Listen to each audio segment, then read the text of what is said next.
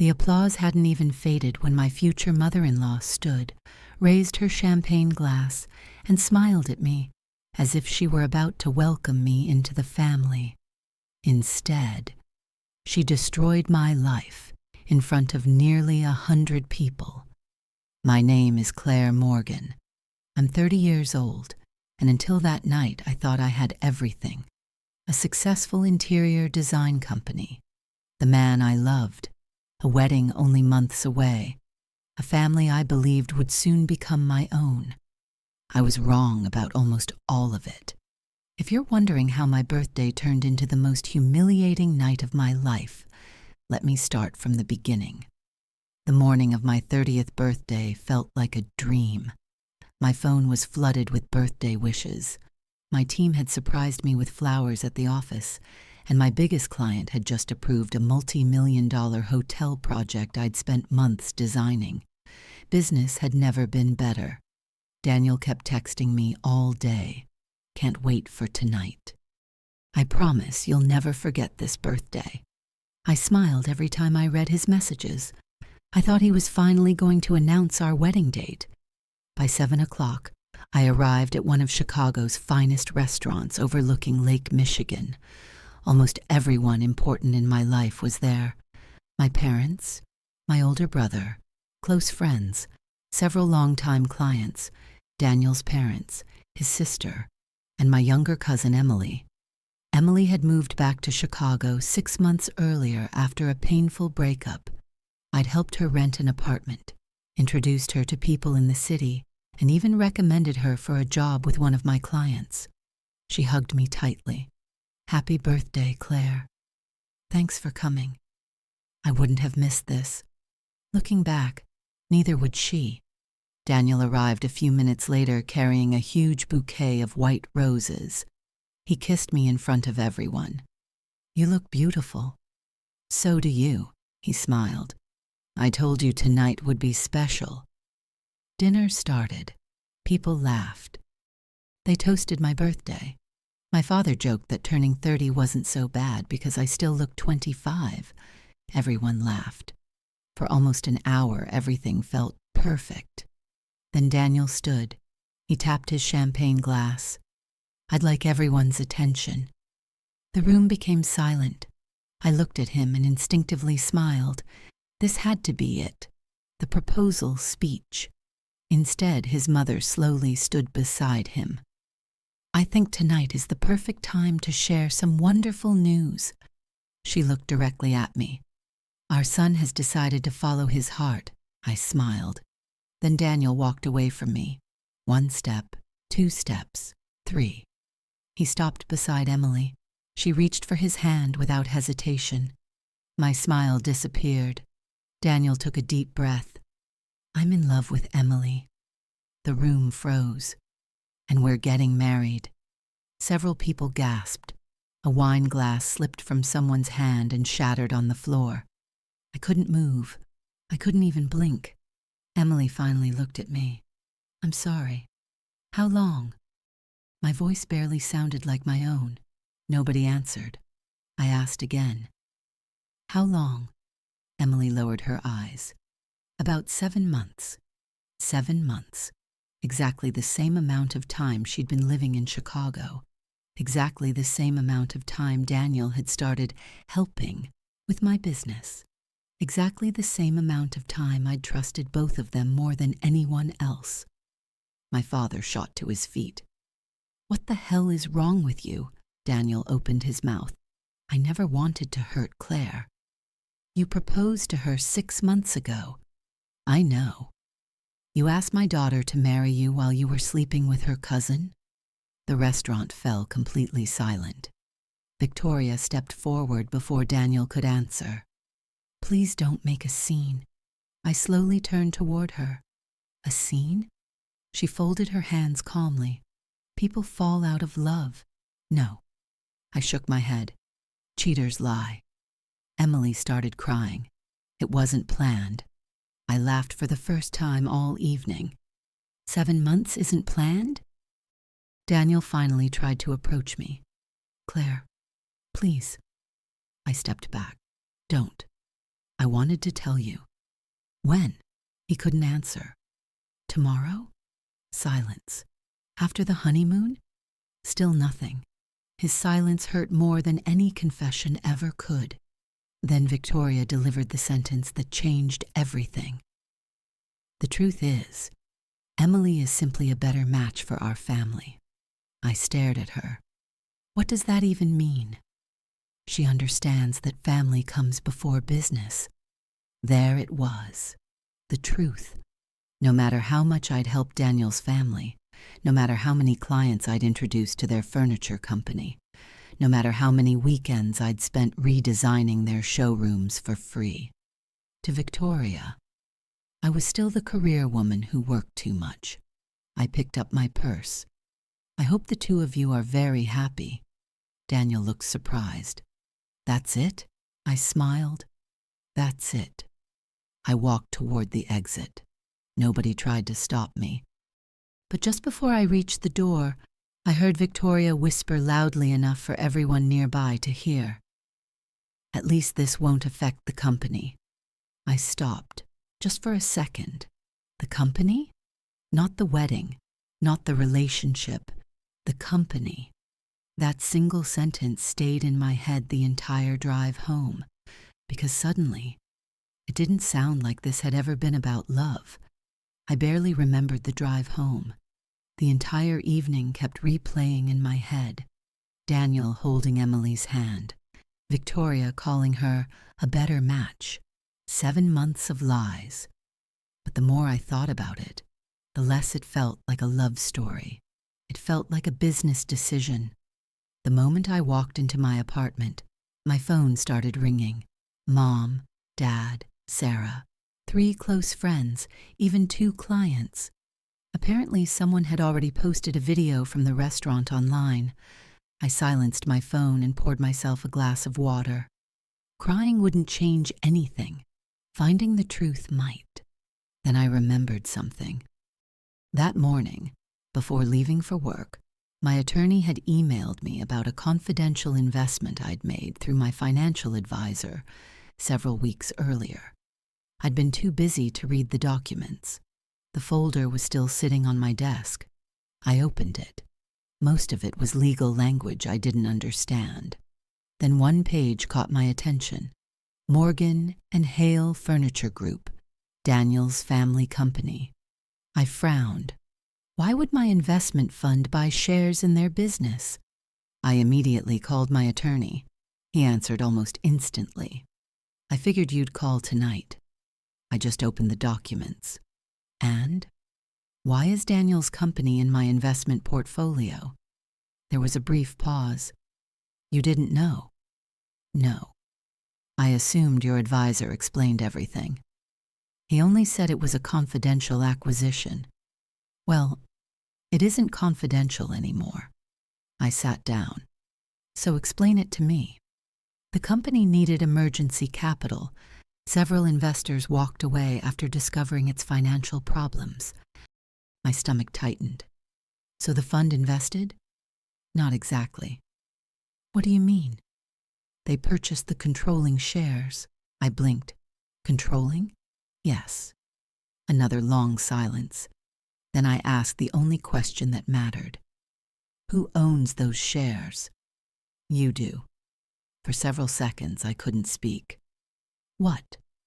The investment fund is structured through your holding company. Congratulations, Claire. He actually sounded cheerful. As of this morning, you're the majority shareholder of Morgan and Hale.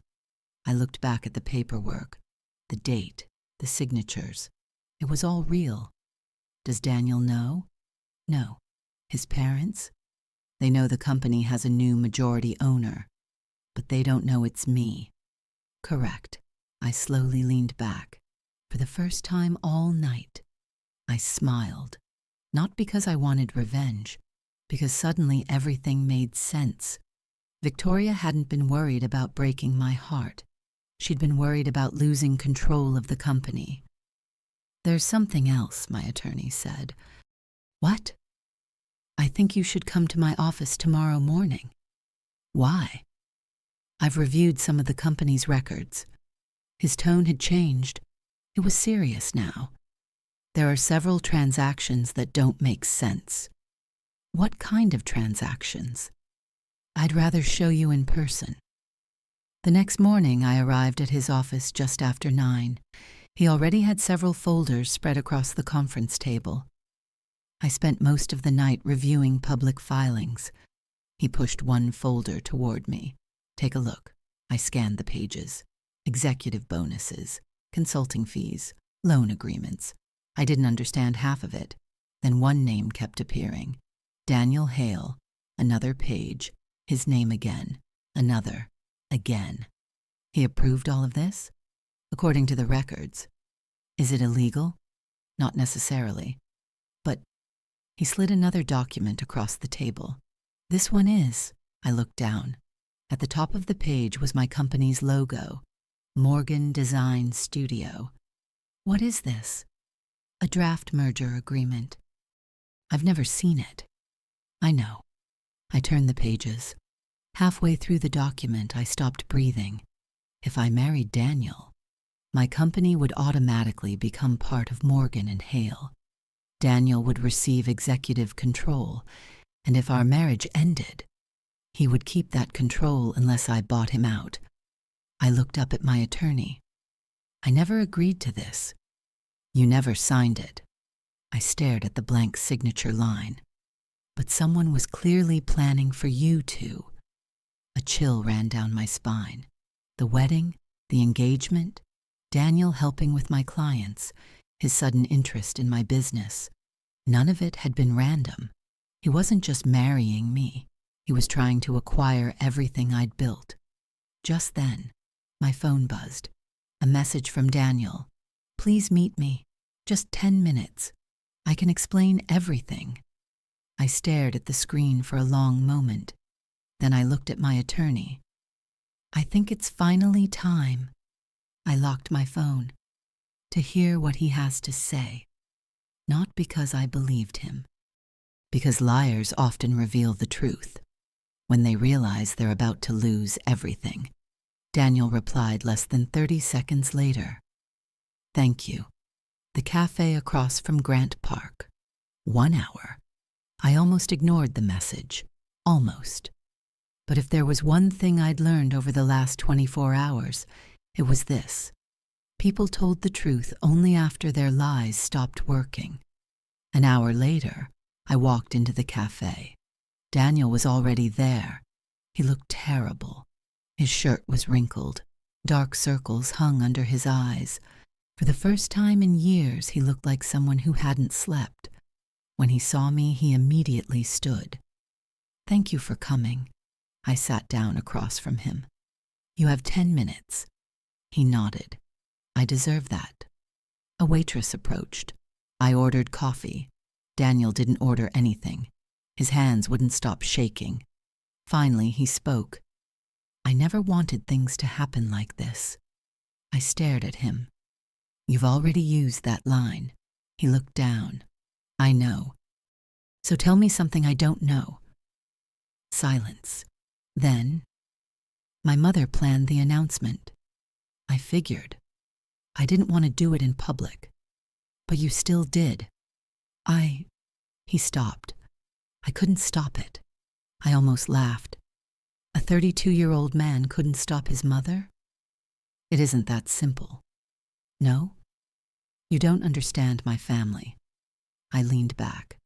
Then help me understand. Daniel rubbed his face. Our company has been in trouble for over a year. I know. His eyes widened. You know? I know a lot more than you think.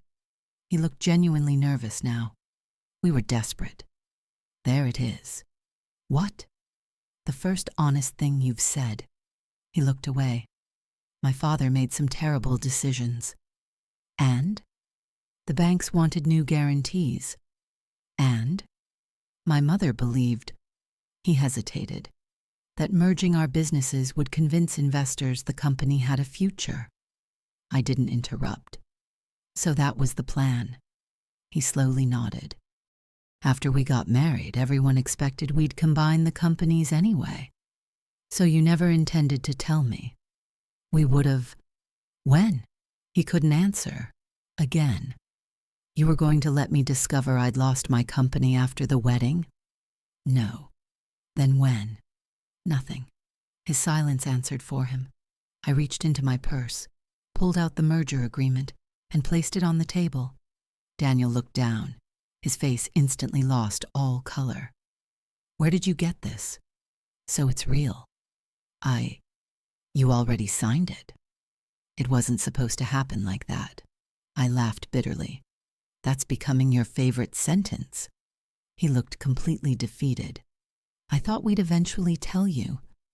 After my signature was on the contract? No. After the honeymoon? No. So when, Daniel? He covered his face with both hands. I don't know. For the first time, I believed him. Not because he was innocent, because he was weak. He hadn't been leading the plan. He'd simply gone along with it. That almost made it worse. You know what hurts the most? He slowly looked up. I would have helped. What? If you'd come to me a year ago and said your company was failing, I shook my head. I would have invested. He stared at me.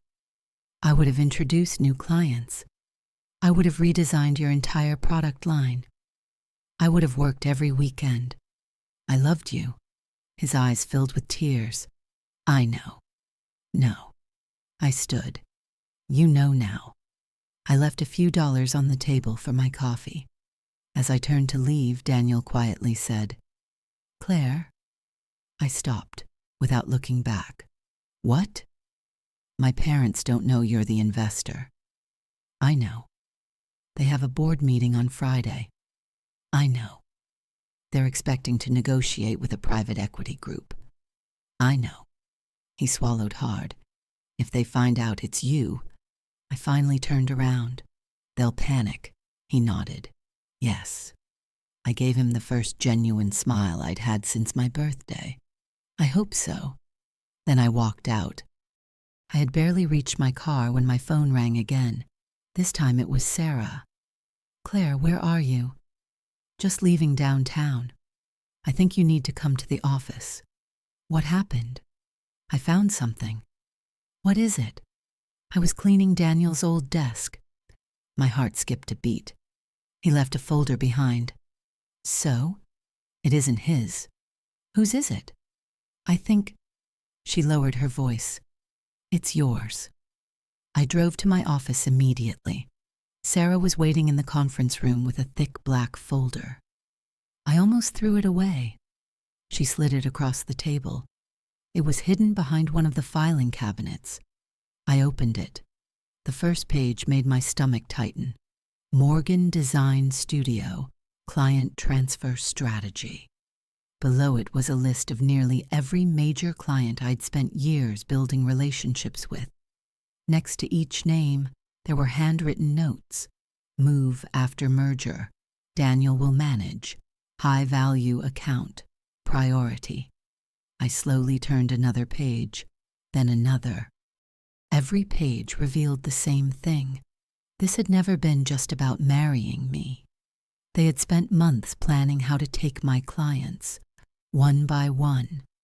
I closed the folder, looked at Sarah, and quietly said, they were never trying to become part of my future. I looked back down at the documents.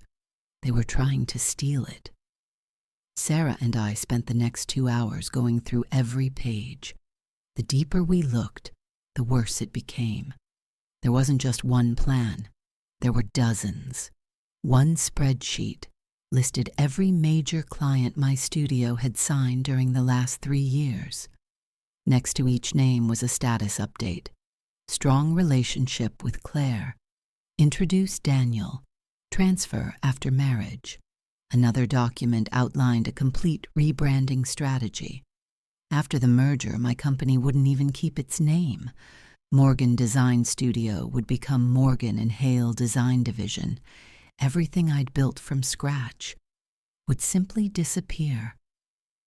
Sarah looked at me in disbelief. They planned this for months. I nodded. They never wanted a marriage.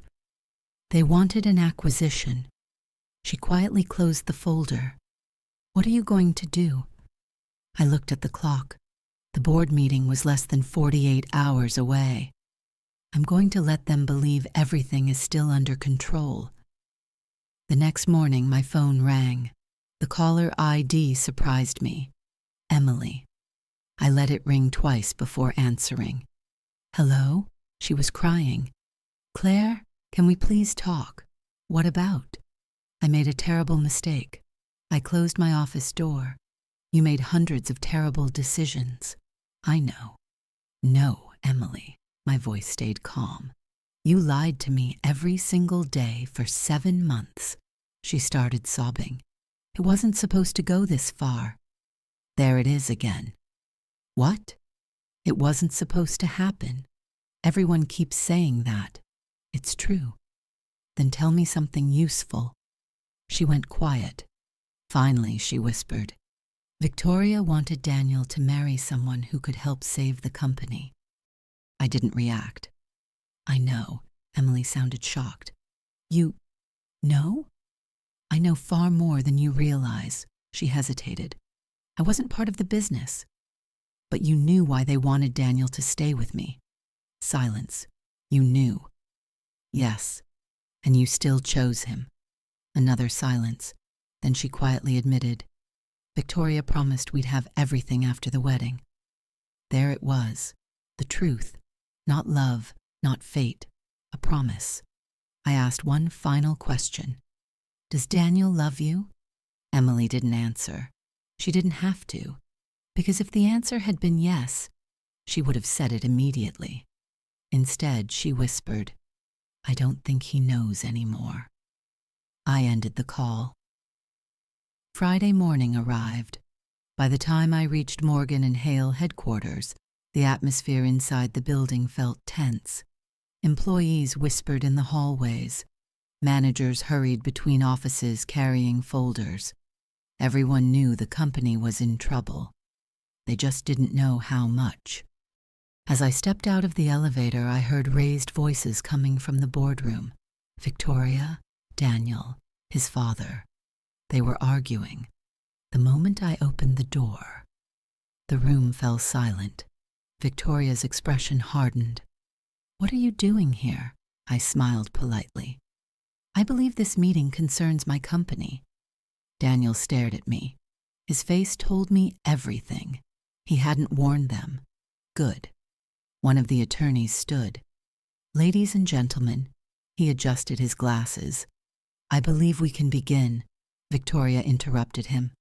We're waiting for the investors. The attorney nodded. They're already here. He turned toward me. Ms. Morgan. Every eye in the room followed his gaze. Daniel slowly closed his eyes. He already knew what was coming. His parents didn't.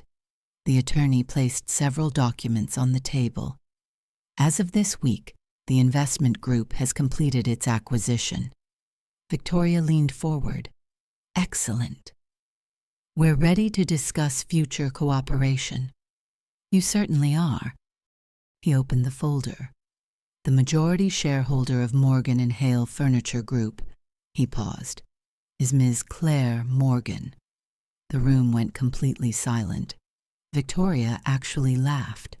That's ridiculous. The attorney calmly slid the ownership certificates across the table. It is fully documented. Daniel's father grabbed the papers. His hands began shaking. Victoria snatched them away. She read the first page, then the second. Her face turned white. She slowly looked up at me. You. I calmly pulled out the black folder Sarah had found. I think before we discuss the future, I placed it in the middle of the table. We should discuss the past. Daniel immediately recognized it. His eyes widened. Where did you get that? I looked directly at Victoria. I believe this belongs to your family. She opened the folder. The moment she saw the first page, she knew every plan, every client list, every merger strategy, every note, every lie. was now sitting in front of every member of the board, and this time, there was nowhere left to hide. Victoria's hands trembled as she flipped through the pages. Every few seconds she glanced toward Daniel, then toward her husband. Neither of them said a word. One of the independent board members finally broke the silence. "What exactly is this?" I answered before anyone else could. "It's a detailed plan showing how my company, my clients, and my contracts would be absorbed after my marriage to Daniel." He reached for the folder. Within seconds, every board member had a copy. The room filled with nothing but the sound of papers turning. Then someone quietly read one sentence aloud. "Complete client transition within 90 days of marriage." Another director frowned. "Is this authentic?" I slid another document across the table. "It contains Daniel's notes." Daniel looked down. He didn't even try to deny his handwriting. His father suddenly stood. "That proposal was never finalized." "No," I replied calmly, "because I never signed it." He took a deep breath. "Our intention was simply to strengthen both businesses." I couldn't help smiling. If that were true. I held up another page. "Why does this document describe my company as an asset to be integrated?" Nobody answered. I continued. "Not once does it mention asking for my approval." Silence.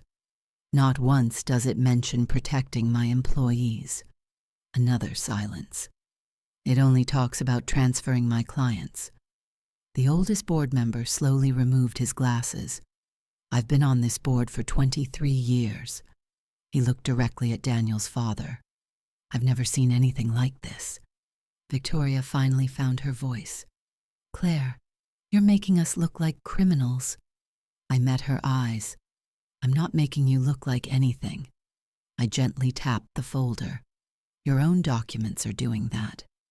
For the first time since I'd entered the room, several board members stopped looking at me and started looking at the Hale family, exactly where the attention belonged.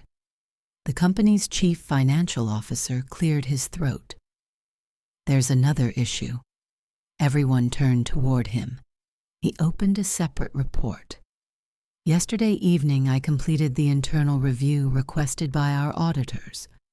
Daniel looked confused. "What review?" The CFO didn't even acknowledge the question. "Over the last 18 months, approximately $4 million was paid to consulting firms that provided little or no documented work." The room became silent again. He continued. 3 of those firms are owned by relatives of current executives." Victoria's face turned pale. Daniel slowly turned toward his father. "Dad." His father refused to meet his eyes. "You told me those consultants handled overseas expansion." The CFO quietly replied, "There was no overseas expansion." Daniel stared at his father as if he were looking at a stranger. "You lied to me." His father finally spoke. "I was protecting this family." "No." I stood. "You were protecting yourselves." I looked around the table.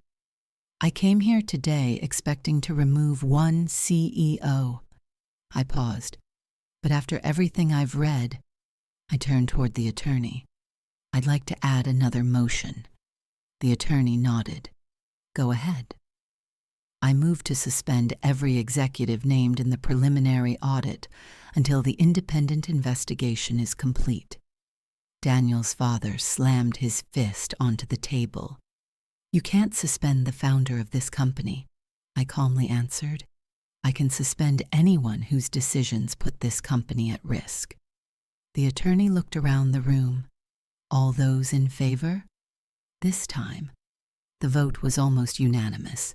Even directors who had supported the Hale family for years raised their hands. The attorney made one final note. "The motion passes." Daniel's father slowly sat back down. For the first time since I'd met him, he looked old, not powerful, not intimidating, just defeated. Victoria looked at me with tears forming in her eyes. You've ruined this family, I shook my head. No. You ruined it the moment you decided that loyalty could be bought. I looked at Daniel, and love could be used as a business strategy. I gathered my folders and stood. As I reached the door, I stopped one last time. Without turning around, I said quietly, my first decision as majority shareholder is simple. Everyone waited. This company will never again ask its employees for loyalty while its leaders practice betrayal. Then I walked out. Behind me, no one tried to stop me. The investigation moved faster than anyone expected. Within a week, forensic accountants occupied an entire floor of the building. Computers were copied. Financial records were seized. Every executive expense from the previous 3 years was reviewed. For the first time, employees stopped whispering. They finally believed someone was willing to clean up the mess. I spent most of my days meeting department heads instead of lawyers. What surprised me wasn't how many problems the company had. It was how many good people had stayed despite them. One production manager had worked there for 28 years. He quietly told me, "We thought no one upstairs cared anymore." I smiled. They do now. For the first time in months, people began smiling in the hallways. Orders that had been delayed were finally shipped. Suppliers started accepting our calls again. Clients who had nearly canceled contracts agreed to give us another chance. The company wasn't fixed, but it finally had a future. 3 weeks later, I received another unexpected visitor, Emily. She looked completely different. No designer clothes, no expensive jewelry, just tired. The receptionist called my office. "Ms. Morgan, your cousin is here." I thought about refusing. Instead, I told her to send Emily in. She walked inside slowly. "I won't take much of your time." I didn't invite her to sit. "What do you want?" She took a deep breath. Daniel left. That didn't surprise me. "When?" "A week after the board meeting." I nodded. He blamed me for everything. I looked at her quietly. "And who do you blame?" She lowered her head. "Myself." For several seconds, neither of us spoke. Then she reached into her purse and placed an envelope on my desk. "What's this?" "Letters." "From who?" "Victoria." I opened the envelope. Inside were printed emails and handwritten notes. Most discussed me. One sentence immediately caught my eye. "Claire is too independent. Once the merger is complete, Daniel will gradually take over her client relationships." Another note read, "Emily is much easier to influence." I closed the folder. Emily's eyes filled with tears. I didn't realize she was manipulating me too. I believed her, not because she deserved my trust, because I could finally see she had been used as well. That didn't erase what she'd done. But it explained it. She quietly stood. "I don't expect forgiveness." "You shouldn't," she nodded. "I just wanted you to know the truth." Then she left. It was the last time I ever saw her. 6 months later, Morgan and Hale reported its first profitable quarter in nearly 2 years. The company rehired workers who had been laid off. Employee bonuses returned. Several executives resigned before criminal investigators completed their review. Others weren't given that choice. As for Daniel, the last article I ever read about him wasn't in the business section. It was in the local news. He'd accepted a sales position at a small furniture distributor in another state. No title, no corner office, no family company, just a man starting over. Sometimes people ask whether I hated him. The truth is, for a long time I thought I did, but hate requires energy, and I'd rather spend mine building something better. Losing Daniel hurt. Losing the future I'd imagined hurt even more. But if that birthday dinner had gone the way I expected, I would have married him. I would have signed those papers, and I would have spent years fighting to get my own company back. Instead, they exposed themselves before I said, "I do."